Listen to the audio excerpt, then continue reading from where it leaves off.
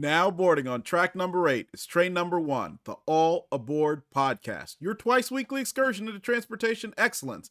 And I am your conductor, Phil Bell, Enterprise B, PB Crisp, Mr. 645, a highly trained rail enthusiast who is blessed to hold the E. Hunter Harrison Chair at the Bell Institute for Advanced Railroad Studies, where there are no degrees because the learning never ceases. And it is great to be back for the second time this week behind this, the Brunswick Green PLB microphone. So we are here, actually headed north of the border to Canada to talk about Via Rail. And I want to talk about Via Rail because we've done an extensive discussion over the past month plus about Amtrak. We talked about its highs, we talked about its lows, we talked about the auto train, which was a very innovative service that it brought back. Now we're talking about passenger rail in Canada. And passenger rail there has suffered from a lot of the same difficulties that passenger rail in the United States has. And most notably, it is the belief that number one, passenger rail absolutely has to be subsidized, which is something that I've never believed in and still do not believe in, no matter what country it's taking place in, but also that passenger rail has faced a lot of competition from highway and also air travel. Now, this is particularly acute in Canada. That's because, let's remember, for all the space that Canada has, and it is a very large country, it's also in many ways a shoestring republic. And I say that because it has about 30 million people, and I want you to contrast that with about 300 million people who live in the United States, but also that 90% of these folks live within 100 miles of the U.S. border. So when you think about it, we're talking about Toronto, we're talking about Montreal, we're talking about Vancouver. Majority of the people live very close to the U.S. border. But here's the other thing to think about. Canada is a very big country. You have a lot of people relatively close in the east, although not that many close in the east. And then you have these wide expanses, Saskatchewan, Manitoba, Alberta, and so forth, which are great agricultural and mineral areas, but they're relatively small on population. Therefore, when you look at that combination, what happened?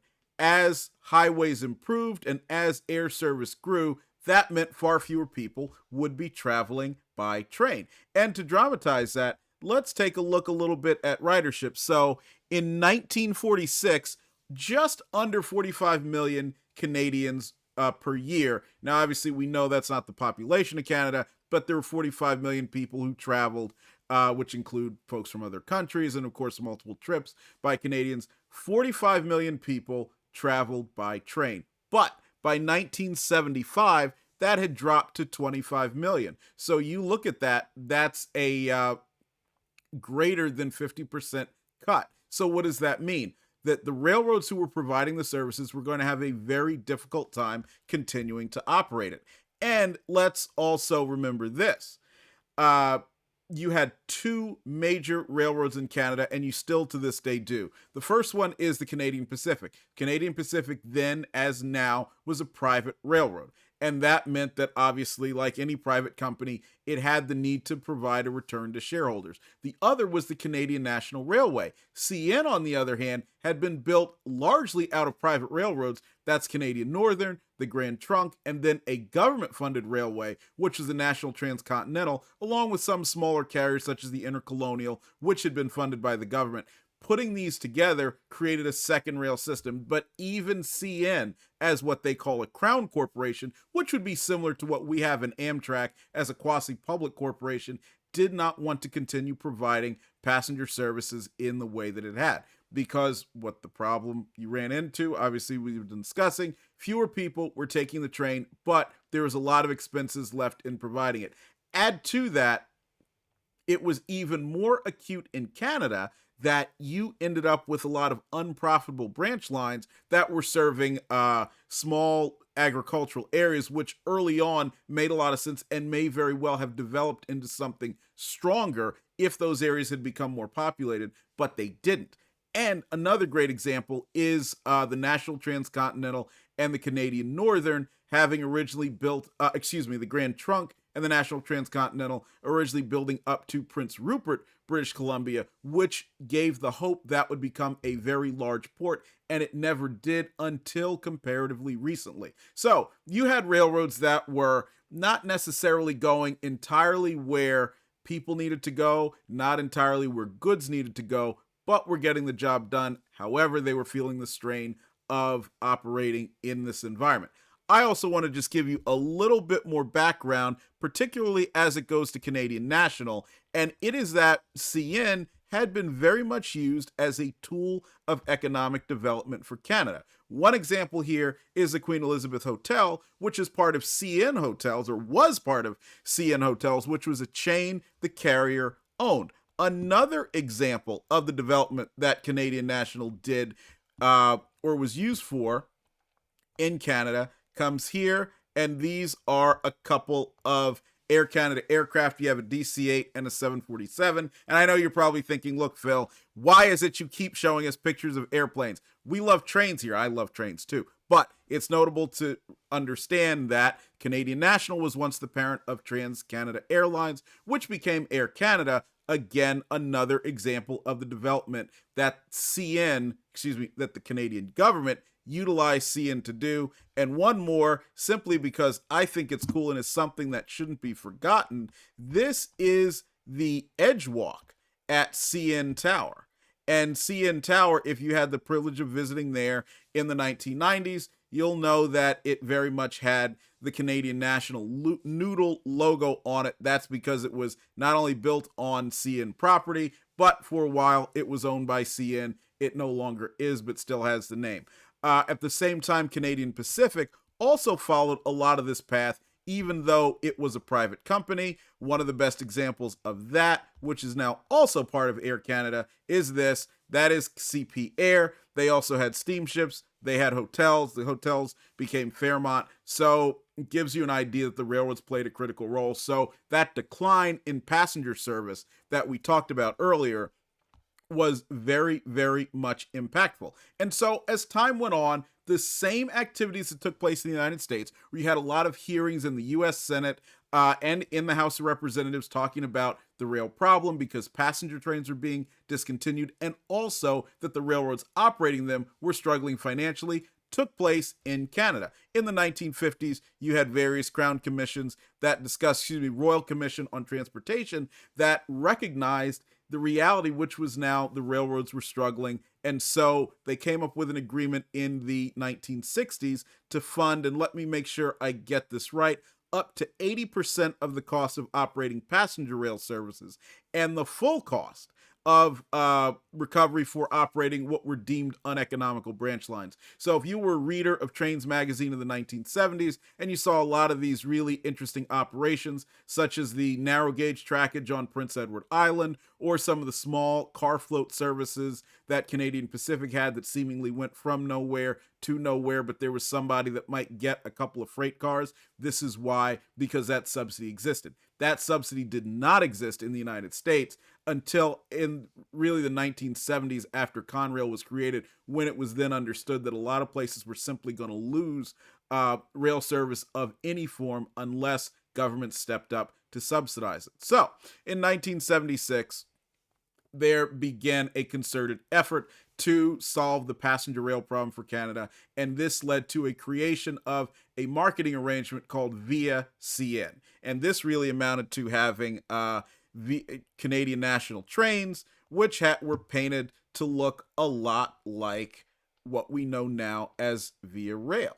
And I'll show you a little example of Via CN, some of the early marketing that they were doing for those of you who are listening on Rumble and YouTube. And by the way, if you are one of our audio listeners, please subscribe to Rumble and YouTube and follow us there, because we do have some very good photos and whatnot to show you. So this from Trackside Treasures is an example of an early timetable issued by Canadian National, but using the Via branding. So thinking about it, at first, if you say, how are you going? Well, I'm going via CN. Well, it makes sense, via CN. Well, as time went on, this became a marketing arrangement that encompassed both Canadian National and Canadian Pacific trains. So Canadian Pacific, as you know, feeling the same burdens, they also had the same agreement with the government to receive a lot of the subsidy. So here's an example of a public timetable showing both Canadian Pacific and Canadian National trains. Now, in 1977, Via Rail was created and became a crown corporation, which meant it is a government-owned entity, and it was then having responsibility for operating the trains. At this time, until 1990, operations were conducted by the host railroad. So that meant, for the most part, Canadian National and Canadian Pacific. That meant their crews were being used, and that would end up becoming a little bit of a bone of contention for the government because the cost could be astronomical. One of the examples I read included that if a train on Via was being operated when a yardmaster was on duty, a portion of that yardmaster's cost would be assessed to the Via Rail train and therefore charged to the government's account. Now, that brings up something that's very important for those of us who are rail enthusiasts and follow the industry, and that is one of cost allocation. This is something that has plagued passenger trains for decades and is part of the reason why we have companies like Amtrak and Via Rail. In reality, on railroads, just as in any other business, understanding the exact allocation of cost is very difficult to do. That's because it's almost impossible to tell, except in certain cases, what cost is associated with what activity. So, for example, if you're running a food truck and you decide to offer hot dogs, how much extra cost is involved in offering hot dogs if you already sell hamburgers? Now you're going to use the same grill, but what is it? Is it because you're using a different type of oil to go with the hot dogs? Is it because the buns now must be stored at a different temperature for the hot dog buns versus the hamburger buns? And then if that is the case, what is the additional cost? It's always very difficult to do. And while you can see how hard it is in that simple example, then think about if you're Canadian Pacific and you're saying, well, I have to have a yardmaster on duty for certain activities that are related to Via Rail's Canadian when it runs through. How much do I charge the government? Is it appropriate to do this? Is it not? How much of the cost is being borne by the freight trains that are going to run later in the day because the yardmaster has to do some preparatory work or work with crews or otherwise? Again, it's virtually impossible to do this. And because of that, railroads have been accused at times of charging way too much money in terms of cost to the passenger train in order to discontinue the passenger train. Without a question, that certainly did happen at times, but I think that any time we try to make a blanket effort to say the freight rail carriers, or I should say the private rail carriers, were negligent or mean in doing so is not appropriate because, again, it's much more of an art than a science. But back to where we were previously, Via Rail started out with not having its own crews, and not only that, at the beginning, just like Amtrak, it didn't have its own equipment either. It leased it from Canadian National and Canadian Pacific, although gradually it did begin by acquiring the cars and later on would acquire the locomotives as well. What is different about Via Rail than Amtrak is the amount of cuts that Via has seen over the years. To give you a little example, so when Via started, and I'm going to lean in a little bit, so if you see too much of my beautiful face, don't go too crazy. It started out with an annual ridership of about 5 million people in 1977 and peaked in 1981, its max, at 8 million passengers per year. Now, I want you to take that and compare that with what it had been even toward the end of Canadian National and Canadian Pacific service as around 1975, where you had about 25 million. So that shows you there had been a dramatic fall off of this that only continued. And it gives you an idea of how difficult it was for Via to not only take on the services that existed then, but to try to make something work. And then going up to 8 million people, that's pretty good. However, here's the problem. To carry those 8 million people, Via Rail received a subsidy in 1981 of $800 million Canadian. And this is adjusted for inflation. And at the same time, in 1981, it took in just under $350 million in revenue. So let's think about this. $800 million in subsidy, $350 million in revenue to carry, to transport just about 8 million people. That is something that even some of the most diehard passenger rail advocates like me will look out and say, this is unsustainable. And therefore, this ended up with a lot of cuts that have taken place over time. So in the mid 1980s, the famous Canadian National, or former Canadian National Supercontinental, which ran between Montreal and Toronto to Vancouver via Sioux Lookout and Edmonton, was discontinued. And the interesting part is, although this train and several others were actually taken off, they were not taken off as fully as we might expect in the United States. In fact, for whatever reason, when we have train discontinuances in the U.S., they tend to have trains go away. And not only do the trains go away, but then it's virtually impossible to bring them back once they do, which is why there are relatively few examples of that. But I do believe a lot of the willingness of the federal government of Canada to subsidize some of the money-losing services in the 1960s and into the 1970s engendered a little bit more goodwill with rail management, as well as the government owning Canadian National. That certainly didn't hurt, although they were not simply treated as a cash cow, to be clear. That engendered a willingness of them allowing services to come back when money did permit, which a few years later, in 1987, the services ultimately did in many cases.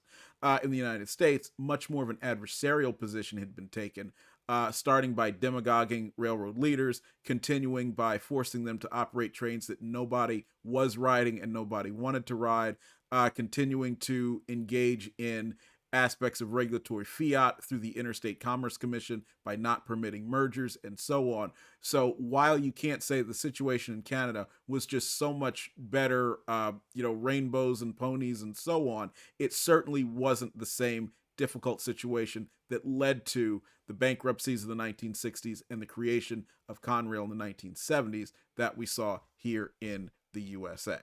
But a lot of the trains came back in the 1980s, and for a period, 1984 through 1987, and for a lot of that period, you had a very, very 1987 through 1990, you had something that a lot of us would describe as being Via Rail Canada's heyday. And there is an example of the map. Some of the services you'll note, not only is the Supercontinental operating yet again, but you have your services to Prince Rupert, and you have a fairly dense network in Eastern and what's considered to be Atlantic Canada.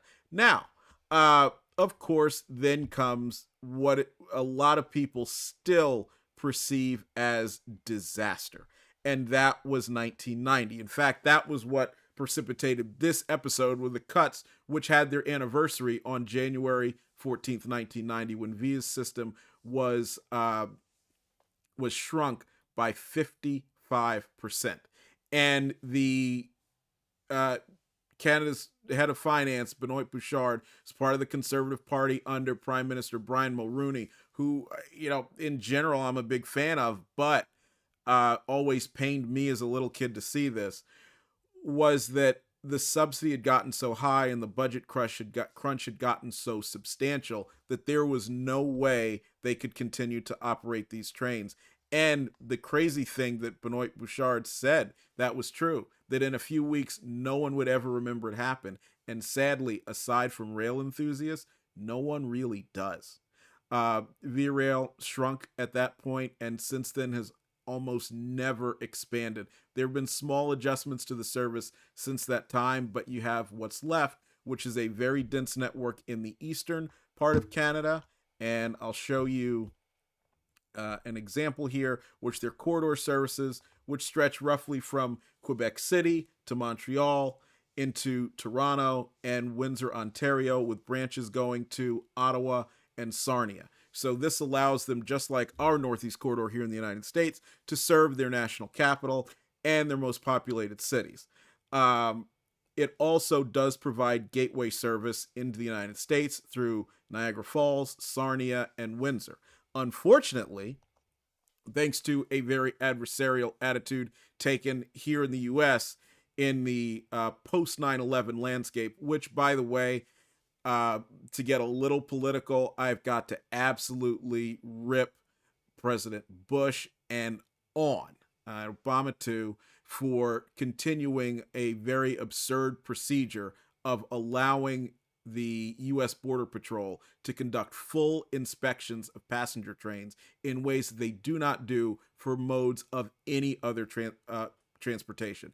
In recent years, they've made efforts to change this by creating a new screening site in Montreal Central Station, which is right under the quote Hotel Queen Elizabeth that we saw earlier in the stream, which is certainly a positive step forward. But the idea that a fully loaded train in the post 9/11 environment is now going to have to disgorge all of its passengers in the middle of nowhere so that U.S. Border Patrol can go ahead and search people, whereas again, it's not something you have to do on an airplane, and is very easy to do on a bus because they have a max 55 people aboard, and then put all the people and their luggage back on the train. Makes absolutely no sense, especially in the current environment where so many people are being allowed in without checks. There is no problem with simply continuing the pre 9/11 procedure of having the border agents board the train and investigate the passengers, inspect their credentials, determine if they're allowed to enter the country, and remove those who are not. That's something I experienced in the pre 9/11 time when I took the Adirondack up to Montreal, and it was a very good system, executed well by the folks on the Canadian side as well as the folks on the United States side. So again, this bias against trains is something the US government has absolutely must change, and this is something that has to end. And all of that rant was to say that is the reason now why, aside from the Maple Leaf, which is an Amtrak train, and the Adirondack, which is an Amtrak train, we do not, and also the Internationals, we do not have cross-border service that operates in partnership with VIA. There is one, now to be clear, those are Amtrak trains, they're not VIA Rails trains, with one exception, which is the Adirondack is operated by VIA in Canada and serviced by VIA in Canada, although it is still an Amtrak train. For a period of time, what is now the Blue Water, which I hope you'll go back to our YouTube and see some of the vlogs we took of that in January, that used to actually run through to Toronto in partnership with Via Rail as the International. And that was a true cross-border train that allowed Canadians to come into the United States and have great commerce on the US side, which they had done substantially and continue to do with their cars, whereas the train is now left out in the cold due to this, and those changes started happening around 2004. However, just to recap, this is primarily Via's system, and then beyond that, it does offer service to Jonquière and Centenaire in Quebec. Of course, the famous Canadian, which runs between Toronto and Vancouver twice a week in most cases. And what was formerly now train no longer has a name, but goes up to Prince Rupert from Jasper. A lot of the service that used to take place on the Canadian National, serving cities such as Calgary and Regina and Banff, the famous Banff resorts, no longer has Via Rail passenger service. However, in a great story that is befitting us because we're so pro-free market here at the All Aboard podcast, Peter Armstrong, a private individual, a venture capitalist, decided to start operating his own tourist trains after Via Rail pulled out in the 1990 cuts. And he worked with Canadian Pacific and began operating the Rocky Mountaineer. The Rocky Mountaineer has become a true success story for passenger rail and for the free market overall, because it's a great example of what happens when you provide a product that people are willing to use. And in the modern environment, when because of the existence of air travel and because of the presence of good roads, people are not going to travel on common carrier passenger service to the extent that they used to. To be clear, to the extent that they used to. They will, just not to that extent. it made it much easier to provide a very good, high quality tour service that is focused on the different financial means of the people who want to see the beauty of Canadian Rockies. And so, therefore, uh, Peter Armstrong has built a very strong system with the Rocky Mountaineer, which now also has an operation in the United States between Denver, Colorado, and Moab, Utah. So it shows you that out of those ashes, something has continued to grow. A couple of other unique things about Via Rail Canada. One of them is the LRC, which I personally, as a rail enthusiast, find to be very, very interesting. The LRC, or Light, Rapid, Comfortable, was an effort by the Canadians, which, again, an economic system a little bit different from the United States, where government and business are much closer intertwined, to work together to build a revolutionary train. And what you're seeing there is an LRC locomotive, which was built by Montreal Locomotive Works at its plant using ALCO, American Locomotive Company, 251 engine technology, but put it in a low slung, futuristic body that in many ways reminds you of what the Genesis engine would become a little more than a decade later. And it was paired with coaches, and let's see if we can get you a photo of the coaches, because they're critical. Coaches that have tilting capability to make a low slung train set that was able to go 125 miles per hour. The LRC was of such great interest that Amtrak even decided to test it out, and many of you who are model railroaders know, or at least have attempted to buy yourself or make yourself an Amtrak LRC, and there's an example of the LRC there in Amtrak colors. Sadly, Amtrak did not buy the LRC, and they ended up sending that back to Canada, where it did operate for Via and then was later on scrapped. But this was an innovative effort to put forth a new train to work in that corridor setting. It was never as successful as was hoped. The locomotives operated into the 2000s, after which they were retired and replaced by General Electric P42s. Almost all of them have been scrapped. There's been at least one preserved, although there is a mention that there may be another 1 to 2 extant in a scrapyard near Montreal. And the cars, while they were not quite as successful as tilting cars, which had been hoped by Bombardier and the others who built them, they did inspire Amtrak's Acela Express cars. Now, the Acela Express cars don't have that suspension, but they were built by Bombardier. And if you take a look at an Acela Express car and also an LRC car, you put them side to side, you'll see there were some inspirational differences that carried over from the LRC into Acela Express. I want to be clear. Don't quote me by saying the Acela Express cars are LRC cars, because that's simply not true, but it certainly did inspire the design there. As to what Via's future is, it's not known. Most of us as rail enthusiasts understand that Via operates a truly outstanding service. The seats are very comfortable. It is like a throwback, but without like you're being thrown back into a time that should have long passed. It's a throwback to a much better time. And I can tell you a personal story. If you look at the thumbnail of this video, there's an FP9, and this was an FP9 ARM, which was a designation that was created by Via after these locomotives were rebuilt for their service for the second time. And I went with my aunt in the summer 2001. We took the Adirondack from New York City out of Penn Station. By the way, riding in former Pennsylvania Railroad congressional cars and some Santa Fe cars that had been incorporated into that series as part of their Heritage Fleet rebuilds. Went up to Montreal and then got tickets to ride. And I can't pronounce the name of the train, but basically it's split at Hervey Junction. One to Jonquière, one second to Jonquière, one to Centenaire. And this was the last holdout where Via was operating these F units, and I wanted to ride behind them. So number one, not speaking any French. My aunt speaks some, but not much. I don't speak any at all. We go there, we stay at the Hotel Queen Elizabeth, so we're right above Central Station, which was great because we come in on the Adirondack and then you go right up to our hotel room. So that's great convenience. We got on the train and it was these beautiful Bud built streamlined passenger cars. And I was having a great time. And another rail fan came up to me because he figured out pretty quickly, probably because I was trying to snap pictures through the window, which actually did work. One of the few times it actually did.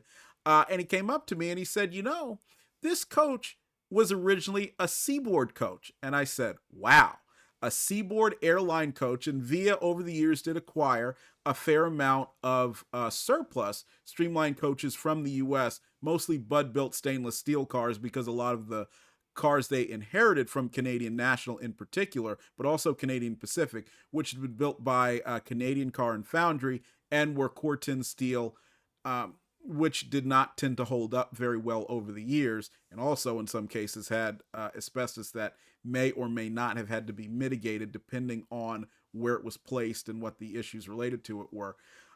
They acquired a fair amount of the cars from the US and put them into service along with their others and had them rebuilt in two different segments. HEP1, which it mostly uses in quarter service, along with LRC cars bereft of their locomotives, and also Renaissance cars that were purchased from Europe, and then HEP2 cars that it uses in long distance service on trains such as the Canadian. And we got to talking, and he gave me several pictures of the F units in service, which I still have to this day, because I put them in my camera bag and never took them out. And we arrived at this place called Pointe aux Trembles.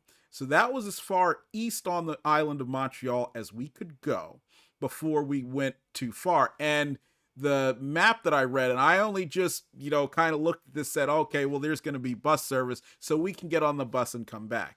Well, this place at the time was just about nothing. I mean, it was like kind of run down, looked like what would happen if the ghetto met the edge of the farmlands or the edge of the suburbs, and looking around, and there's not much around, and there's a bus stop somewhere, and I didn't know where the bus was or where it came. And of course, this is long before we had cell phones, so we couldn't exactly look over there and say, oh, well, let me call Uber. So we ended up taking the bus back, but it was truly a special experience and one of my favorite railfan trips ever.